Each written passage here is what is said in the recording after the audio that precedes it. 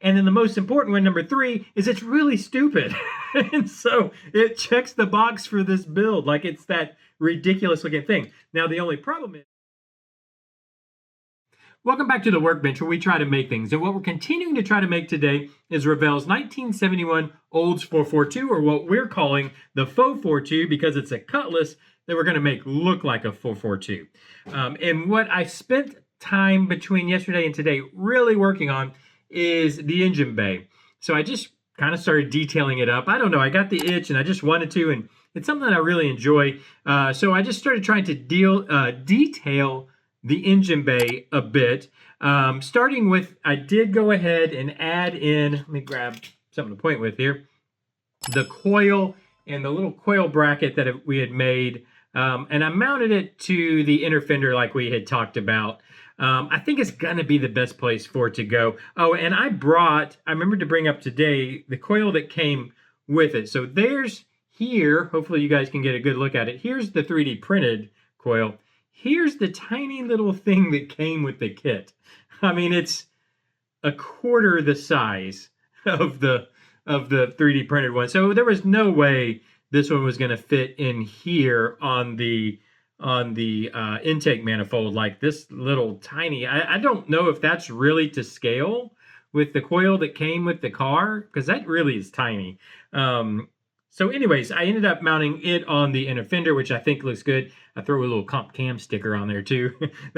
I don't know, that's what we did, right? Or at least that's what I did when I was in my early 20s. I put stickers everywhere, and mainly on my inner fenders. Like, I put them all, I did all my stickers, the different stuff on the car. I put them under the hood.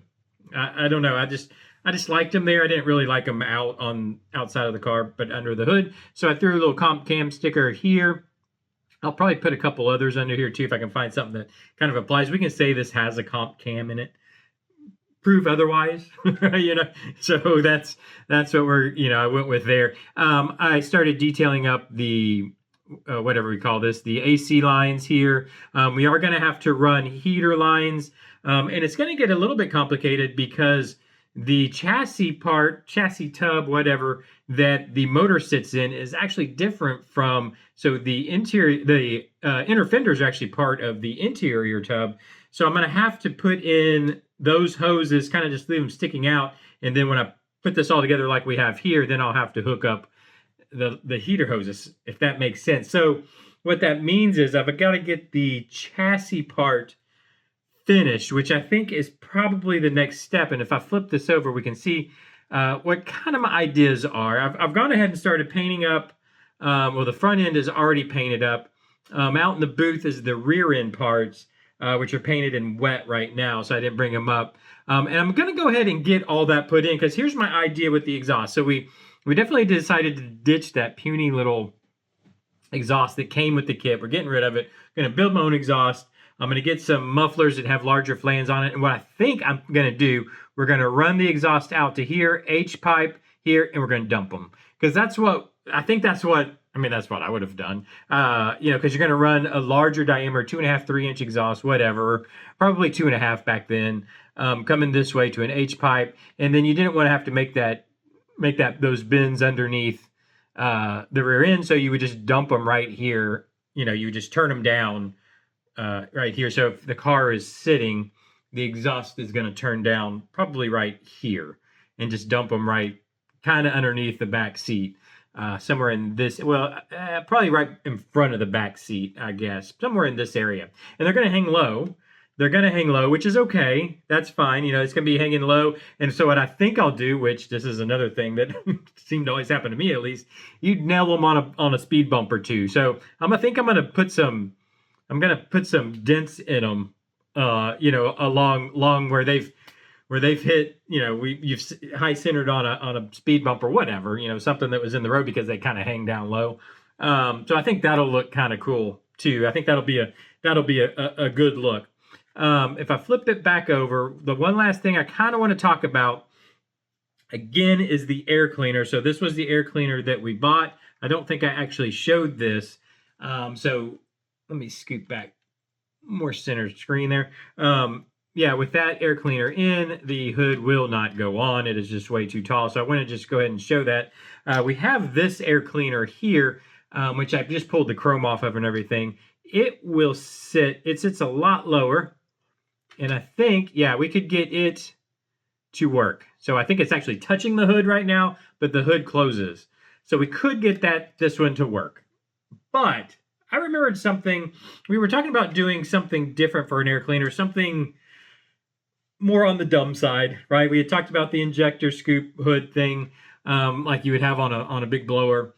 But you know, something that I remembered from back in the day, and which I thought was kind of cool, and it's the dumbest thing you could probably ever use, was do you guys remember the old B&M dog bone air cleaner? I'll throw a picture of it up, but yeah, it was that old air cleaner where it had the two air cleaners on the sides. That's exactly what we need, because if I throw this guy back on here, so I forgot to mention something I added in here was the thermostat housing, whatever, you know, basically this goes straight up and then it has to come over here. That's how this motor works. And if I throw the air cleaner on, I think you'll be able to see that it just kind of gets in the way, both with the distributor back here, so plug wires, and then definitely our hose up front. So that old B&M filter would be perfect because it takes it checks three boxes, right? So it checks the box of it's going to be lower profile, right? So the hood will work. It checks the box that it throws the filters out over here so they won't be in the way of the upper radiator hose or our plug wires. And then the most important one, number 3, is it's really stupid. And so it checks the box for this build like it's that ridiculous looking thing. Now, the only problem is I don't know if it exists in 25th/24th/small scale. I don't know if it even exists. So then it's got me thinking, well, can we, you know, how can we, the only way I know if it doesn't exist, if it's not out there, it's not something somebody's already doing, could I find what? So basically what we'd have to do is 3D scan. So one, I'd have to buy one, which I have no idea what they cost these days. I'm probably some stupid number because I don't know, but I would have to get a hold of, or at least get a hold of one. Then I'd have to get a hold of a 3D scanner. So whether buy, borrow, steal, whatever, a 3D scanner. Then I'd have to get a hold of a resin printer. I have an old PLA normal old 3D printer, which maybe we could do it. I could do it on that. So I'd either have to beg, borrow, steal a 3D printer to make, which if I had all that, we could just make it ourselves. So I don't know. That to me would be the answer that checks all 3 boxes of the issues we have for the air cleaner on this. I just don't know. Hopefully, maybe you guys know if it exists out there. Maybe, I don't know if it came in a kit or if it came in, or if people are 3D printing them or what. Like if there's a way I could get my hands on a 25th scale or even a 24th scale version of that B&M dog bone filter, but I think that would be the answer. Let me know down in the comments. Do you know anywhere I can get one? And then before we go, I wanted to add, I think at the end of all these, I guess we'll call these vlogs, whatever this is. I don't know. I'm 50 years old. I don't know what you call them these days. Is it a vlog? Am I vlogging? I don't know. But I thought at the end of these each day, because I'm trying to do it every day, we'd add in the comments. I don't know. We'll call it that, in the comments, so where I want to read some of your guys' comments. And normally I would read comments that are good comments that are kind of directing the build and giving me good advice and good ideas. But this one, I'm actually going to read a comment because I need your help.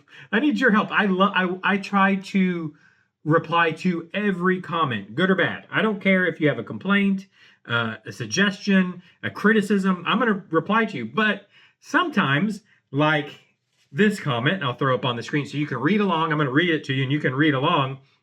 The comment is, this is Revell Monogram 69 GTO knockoff OD Bet CAD cam. Nobody built the kit before it was at the hobby shop. Crying emoji.